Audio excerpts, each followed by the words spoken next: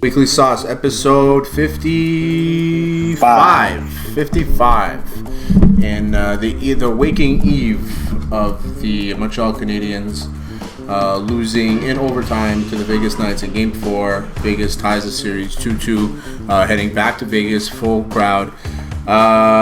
Mixed emotions, Alex. Mixed emotions for me. But before we get into that, as usual, this episode is brought to you by Mike's BBQ Rub. So visit Mike's BBQ Rub, MTL.com, and use Hot Sauce 10 for 10% off the entire site. Also, if you're a basketball fan, there's only a few weeks left of the season to make some money. Use Hot Sauce for Hot Streak. Join Hot Streak Fantasy. Every 3 minutes, you can make money. $5, $10 bets here and there. Pick 2 to 3 players, and they'll make you money. Pick Joel Embiid to not get rebounds. That's what I did. Lost money. Pick Trae Young to get points. That's what I did. Won some money. It is what it is. It's a give and take in this world. So join Hot Streak. Use the promo code Hot Sauce. They will match your initial deposit via bonus. And that's it. So support those two companies, Mike's BBQ Rub, MTL.com. Use Hot Sauce 10 and join Hot Streak and use Hot Sauce. Hot Sauce promo code on the Apple Store. So we're going to talk Habs because it's the topic. That's the topic. But hold on. Right before we dive into this, so this past Sunday was Father's Day. We all had a big-ass family brunch. And guess what I used? I used mustard truffle. Oh, yeah. And my family members were like, wait, like, what's that sauce? And I'm like, hey, here, you can try some. I'm like... They like the sauce, huh? He absolutely loved it on their eggs.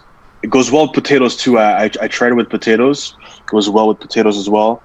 And I think we have some new clients from Mike's Barbecue Rub. So use promo code Hot Sauce 10. Promo code Hot Sauce 10. Yeah. So flavor of the night is the Habs losing to Vegas 2-1. Paul Byron scoring late in the second. Yeah, late in the second with a minute left. With just over a minute left, and we saw what happened immediately after with Suzuki getting punched in the face while the play was still going, right in front of Chris Lee, no whistle, and then Chris Lee, the referee, decides to roll the period. I've never seen that happen in the NHL. I do that at my hockey tournaments when the games are getting rowdy, and I'm like, you know what, just like end the game kind of thing. But this guy did it in the NHL, in the playoffs. This just goes to show how little control this fucking idiot has in his games. It's crazy. And I'm not a guy who likes to complain about the refs, but the amount of calls that aren't called on both sides, mostly against the Habs, but the amount of calls that aren't being called is crazy to me. The whole Nosek and Weber thing that happened, they both should have been in the box. I guess they were, but like... It shouldn't have let it get to that point. Like the slashing, the hacking, the fucking cross-checking, the punching, the Weber ripping off Nosek's helmet. Like, when are they gonna like start regulating shit? And he can't control the game. He has lost control completely of the game. And you know what's the worst of it, man? After the game on TVA Sport, Renaud Lavoie and Stéphane Auger, a retired referee from the NHL, they both went at it. What an idiot. They both went at it. They're like, Stéphane Auger was convinced that Chris Lee was not making any mistakes with the officiating during the game. And Renaud Lavoie was like, hey, you're interrupting me. Like, Stéphane Auger was literally interrupting him on TVA Sport. He has no point, so he has to yell over people to make his point. It was funny because Maxime Lapierre, Guillaume Latendresse, they were all behind the scenes and they were all like all awkward, like, yo, what's going on? But yeah, that game, awful officiating. I'm not even sure who's worse now, Chris Lee or Tim Peel. I think Chris. Yeah, Chris. Like, this is bad. Like, this is bad. The reason why it's bad is because it's 3 games in a row. It's not like it's one game. Yeah. Okay, whatever, one game. It's 3 games in a row, and it's like the fans have been saying it, the league has been saying it, the players, the media, everybody's been saying it. And my experience with hockey refs in general, is that they protect each other, man. It's like it's this crew. So I'm not surprised Stéphane Auger was defending Chris Lee, and he should defend Chris Lee because Stéphane Auger was a dumb ref too. And no, for real. I mean, listen, I'm not gonna bash the guy. I can't give you word for word of what he did was wrong or whatever, but I remember Stéphane Auger being like, whatever, this guy's making some sketchy calls. But they protect each other. It's like this fucking community. It's like a cult. These refs, if they were never, yeah, it's like the cops. exactly, The cops protect each other. exactly, they protect each other, and and they should protect each other because they're all idiots. And when it comes to a certain point, and it gets to a point where it's like, when are they going to be held accountable for just losing control of the game? If you don't call penalties in the playoffs and you don't call it both sides, I'm very okay with that. But the Kotkaniemi penalty in Game 3 on Pacioretty, the hooking, smart play by Pacioretty, but still, okay? That same exact thing happened 3 times in the first period against the Habs, and he never called it, okay? Just to say. Then there was the boarding. Then there was the boarding on Lehkonen. Then there was the boarding on Weber. Then there was Corey Perry's high stick. Then there was the punch to Suzuki's face. Then there was it's just list after list after list, and it's the same thing with the Habs too. There was a chip. Weber tripped what's his name, Stone, at one point. They didn't call that. He just has no control over the game. Yeah, Edmondson I think boarded someone else. Exactly. Yeah. And then he calls that penalty on Suzuki. I'm like, what is this fucking guy doing, man? That penalty on Suzuki that he called, tripping or interference, whatever it was, what the fuck is he doing? He's lost complete control of this game, and I hope he doesn't come back for Game 5. I really do. Listen, all these bad officiating calls, and if we lose this fucking series, it's going to be so frustrating because we would be so close from returning to the finals. It would be our first final since 1993, and if the league wants to take it away with shitty officiating, I'm gonna go nuts because I feel like we could have easily beaten Vegas in last game, and we would have been easily 3-1 the series. Now it's 2-2, and we're going back to Vegas. It's crazy, and it's the better team. The better team lost the last 2 games. Yeah, because last game the Habs outplayed Vegas. They just don't have enough scoring to be able to match up. Letter played really well. That breakaway on Caulfield, that save proved to be the game saver right there. That was the game saver, yeah. Yeah, that one. I mean, Josh Anderson's playing really well, man. Like he's not getting the opportunities he should, but he's effort at a million. And the same thing goes to Vegas, man. Like, you and I bashed Pacioretty, but he's the one that caused the goal, the game-winning goal. He played really well yesterday. He had a lot of shots. Mark Stone too. He just hasn't found the avenue. The Habs did a really good job at finally shutting down Theodore and Pietrangelo in the offensive Ds. But for the most part, man, it's a fucking stressful game to watch because you don't know what's going to get called and what isn't going to get called. Yeah, now I'm wondering if the Habs are actually going to make some changes to the lineup because I know Jake Evans is ready to return. And I wouldn't put him in for Lehkonen though, because that would be the only substitution they could make. Yeah, because other than that, who is it? Armia is playing really good. That line works. You know what I mean? That Perry, Armia, Stahl line, it's working. If you take him out, you take out Stahl. I mean, it's tough to say because Stahl's been he's won a Stanley Cup. He's been, he is who he is. He's brought here to play in the playoffs. But if you do take him out, you take out Stahl. But I wouldn't put him in. It sucks for Jake Evans, but realistically, you got to do what's best for the team. And Lehkonen's playing really well. I mean, last game he was a little bit. I didn't really see him too much. But for the most part, he's been playing pretty good. It all depends on Luke Richardson and Ducharme now, what they decide to do. Do they decide to go with Jake Evans? Or they could actually decide to surprisingly put Tatar. And Tatar's been scratched, man. We need some offense. And, playing against his old team, maybe he'll get a fire in his ass. And we're not going to beat the Habs aren't going to beat the Knights with scoring 1 goal a game. That's just not going to happen. We need at least 3 goals. So it's tough, man. Going into Vegas now, full capacity crowd for Vegas. That's the part that scares me the most because the Habs have been 2 games with their crowd, 3,500 people. FYI, selling Game 6 tickets, message me. Section 301, row C, seats 8 and 9, message me. Best prices available. Wait, that's your white tickets? No, we don't get the same exact seats. We get whichever are available because they chose the seats they are allowed to put in, right? So it's on the other side of the ice, so it's behind the penalty. It's behind the bench, and it's white section C, so like 6 rows up in the middle. It's a pretty That's good. sick. It's actually center ice too. They're pretty good seats. So message me if you want tickets. I got the hookup.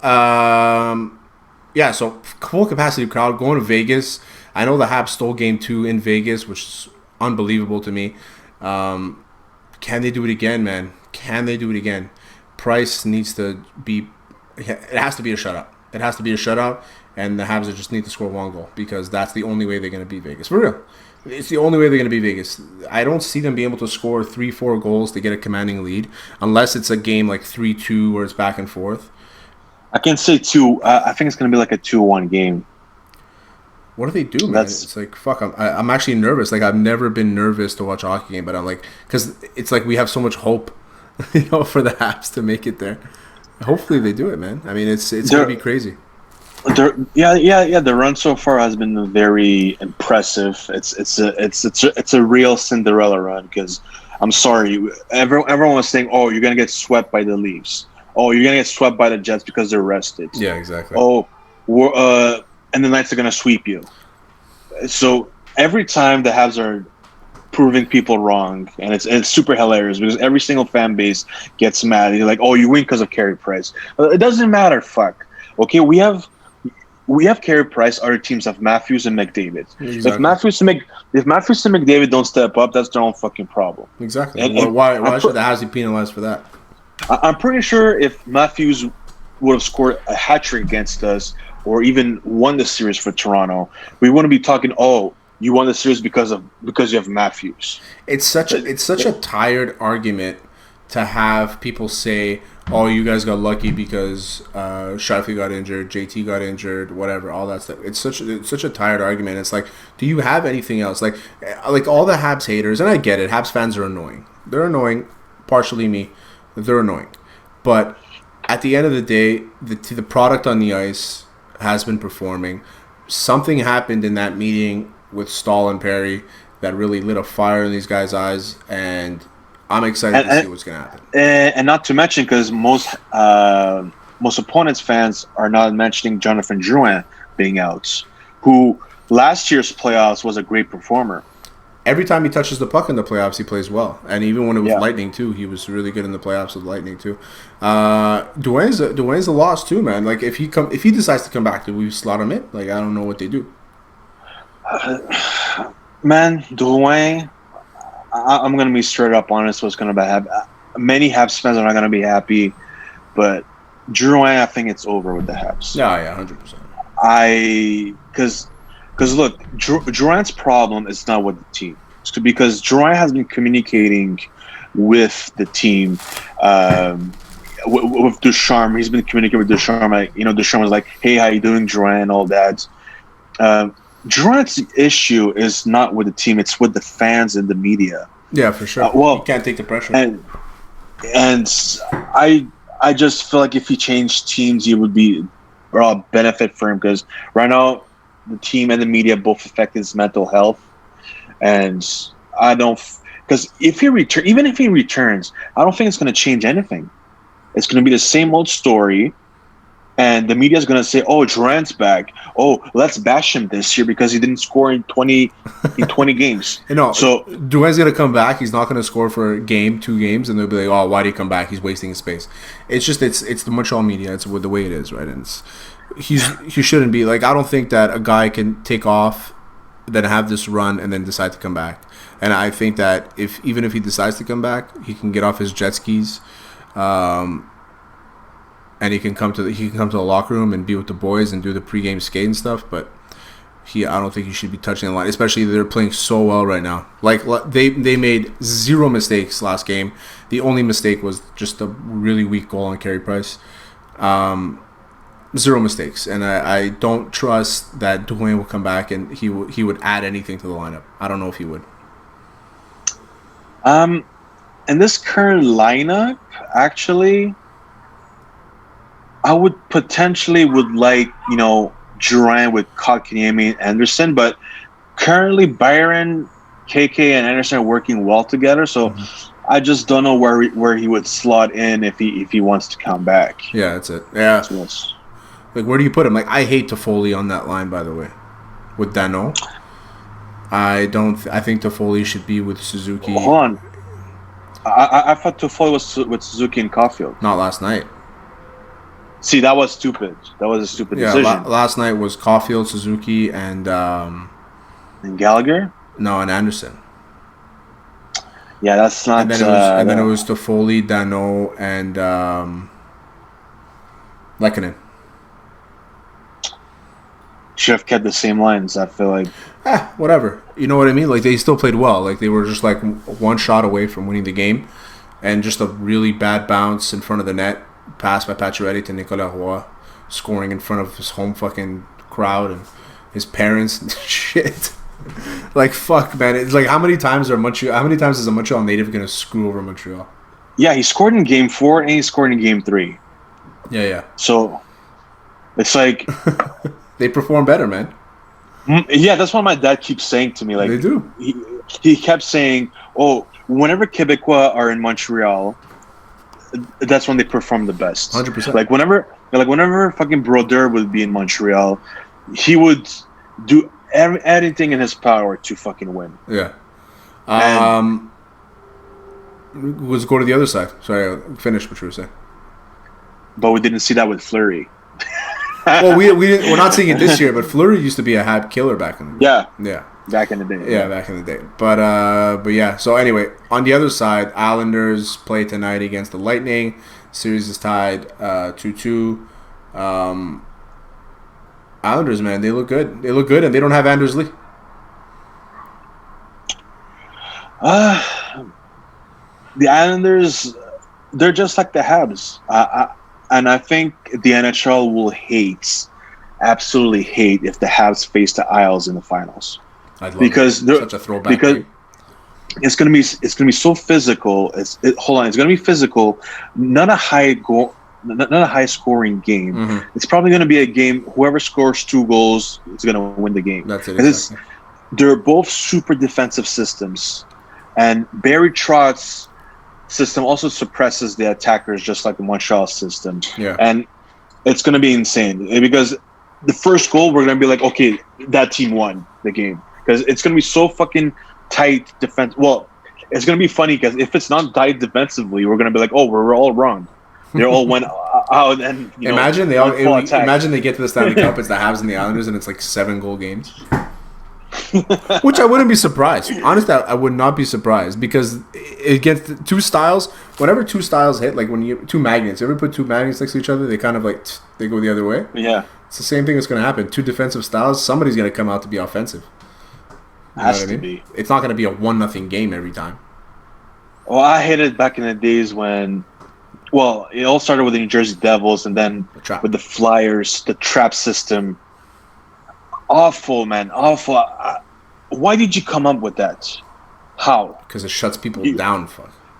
You just wanted to play defense and say fuck off. And also, it got so bad that at one point, I think it was during a Flyers game, the Flyers were staying all the way back in their zone. They were waiting until the player actually... They were waiting for the Ottawa Senators player. It was Guy Boucher. They were waiting for Islanders player, the Sens player, to go in and get the puck from us. So they were waiting behind, and then the ref had to call off and blow the whistle because it took so much time. But yeah, I think the Isles in both series, I think the Isles will come up victorious. I think you think Islanders are going to win in 7, 6? What are we talking? 7. Because tonight goes back to Tampa Bay, and then they'll go back to New York and back to Tampa Bay. So they're gonna have to win 1 game away. Has to be, and I think tonight. I think Islanders win tonight, and I think the whole league hates the Bulls right now because of why they're 18 million over the cap. Okay, so first of all, I don't know if I was talking about it with you guys, but it was with my buddies. I had no idea that was a rule. I was like, everybody's like, oh, they're over the cap. I'm like, how could they be over the cap? Doesn't the cap tell you how much money you're allowed to have on the ice? It's a loophole because the playoffs, the cap doesn't count anymore. So that's crazy. So that's all. I was giving the example. Let's say the Habs aren't a contender. Okay, and the Lightning are in the situation, they can trade whatever for Toffoli example. How much does Toffoli make? 5 million? 4.5? 4.5, yeah. 4.5. So let's say they trade for Toffoli, okay? And then Kucherov comes back. That means that whatever Kucherov's salary doesn't count against the cap. Well, it does, but it's going to go over. That's fucking... And that's what they did. That's what they did, because Kucherov was actually ready to return before the season even ended. Okay. So if he had come back before the season ended, would they have been... If they had come back before the season ended, would they be cap compliant? No. So because he only came back in the playoffs, it doesn't count. Exactly, because he was still on the long-term injury list, reserve list. Okay, so like Anders Lee right now, if he comes back, he doesn't count against the cap. He doesn't count. Because he's in long-term IR. That's fucked up. That's a crazy loophole. That's a crazy loophole that they've been abusing these past 2 years. I mean, why hasn't... I mean, I'm sure not every team has tried, but like example for Price. Like if price goes down, let's say price goes down, right? Yeah. So we get 10.5 million freed up in cap space. So at the trade deadline, we can acquire Ovechkin, give up no cap space. Well, it's 9 million his cap hit, right? So, and then we wait until the playoff starts, and then we remove Price from the long-term injury list, and then we got Price and Ovechkin. Yeah. So that's how fucked up it is. Whatever. What are you gonna do? Am I lagging right now? Yeah, you're lagging. Fuck, man. I don't know what the hell's going on. It's okay. I have no idea. I didn't move. I didn't touch anything on my computer, and all of a sudden I'm lagging. Oh. No, it's fine. I'm all right there. I'm right there. So, yeah. So, Habs, man, what do you think? So, tonight, Isles, give me your predictions for Islanders in Tampa Bay before we got into some news. 4-2 Isles tonight. 4-2 Islanders? That's actually a good pick. I'm gonna go 4-3 Bolts overtime. Braden Point, because that guy somehow has fucking ice in his veins when it comes in the playoffs. Tomorrow night, what do you got for the Habs? In Vegas. 2-1 Habs. It's gonna be low scoring. I'm gonna go like 4-1 Vegas. You're nuts. No, I'm not nuts. They're going back home. That was a big win for them. It was a big win. You know what? They're going to find a way to win on the roads because the Habs are going to be unified, and on the plane and all that, they're gonna want to win that game. So hopefully they're playing enough card games to pump them up on the plane. But hold on, are your tickets for sale if they win or if they lose? I have Game 6. They're on sale no matter what. I'm not going to the game. Really? Why not? I'd rather make money and watch the game at home. For real. I mean, I can triple my money with the tickets. Why would I not sell my tickets? Well, it depends how much they're going to be sold for. So I just checked right before we started recording. They're selling for about, like my section is selling for about $800 for the pair for a ticket, which is more than double what I paid for. Oh, cool. Damn. And that's right now. So if the Habs win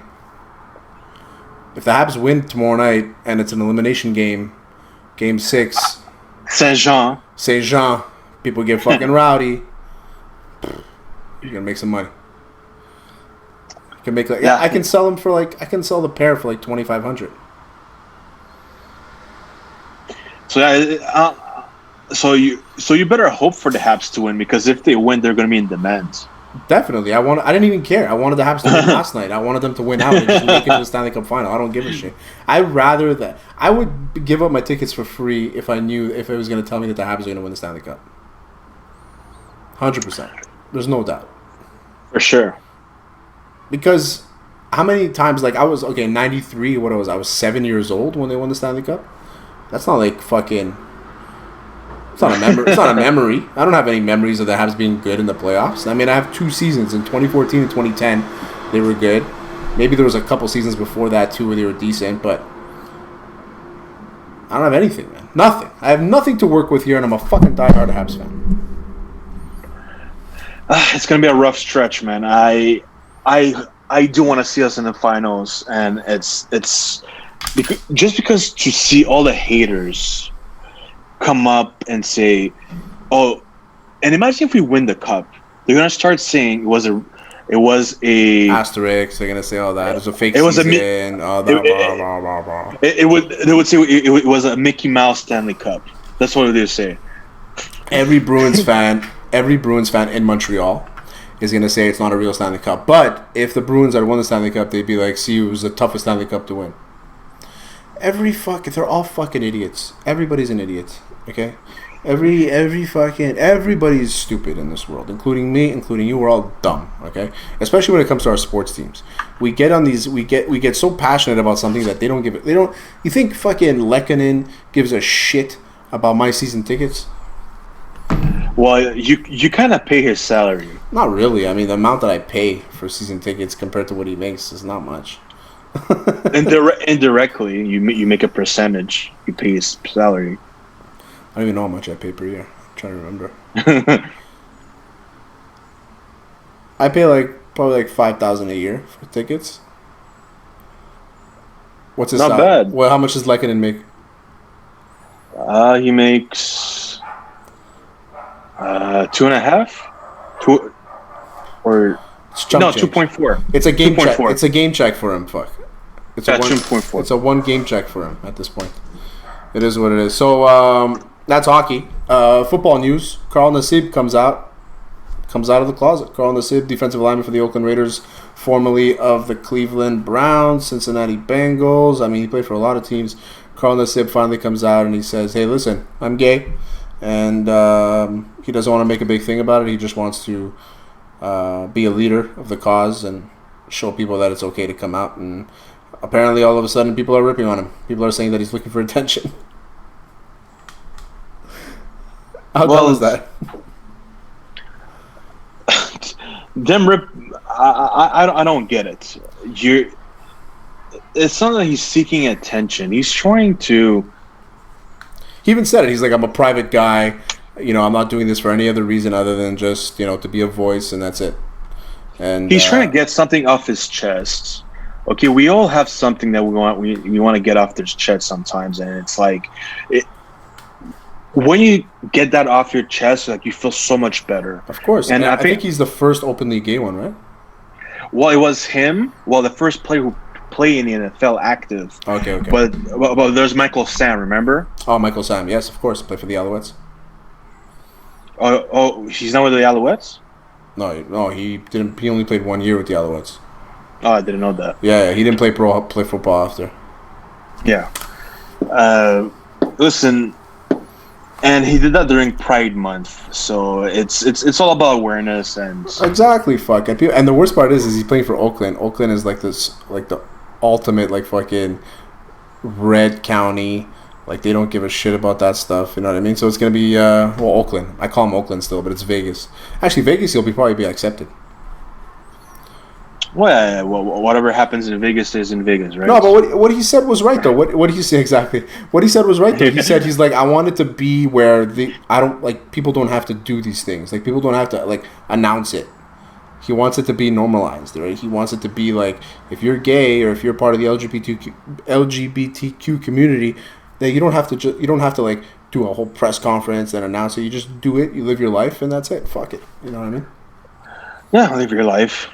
That's people here. So ever since I've moved to California, and especially my county, like whenever you look at the local news posts on Facebook, you always like whenever there's something about the pride, something about the LGBTQ community, they always start hating and being like, "Oh, God, see, God didn't help this guy," or whatever. I don't know. They come up with some religious fucking arguments. I don't get it. He's allowed to do his own thing. America's a free country. If he wants to be gay, that's his choice. That's the thing. It's not that he wants to be. It's that he was born that way, right? Yeah, he is. Yeah. That's what I mean. Yeah, not really his choice. Yeah. I mean, listen, if you want to be, then go ahead. You live in a free country. You can do whatever the fuck you want. And anybody that tells you otherwise can suck your balls, literally. Well, I mean, listen, how hypocritical is this? Is you have all these people that pump religion and say, "Oh, God wasn't in this one," and then you have fucking Ben Zobrist who his wife was cheating on him with their pastor. You know what I mean? The guy that preaches. And, like, how hypocritical is religion when not everybody's following the same fucking... Hold on. They're going to say God's not in that guy? Like, go fuck yourself. And aren't pastors supposed to be virgins?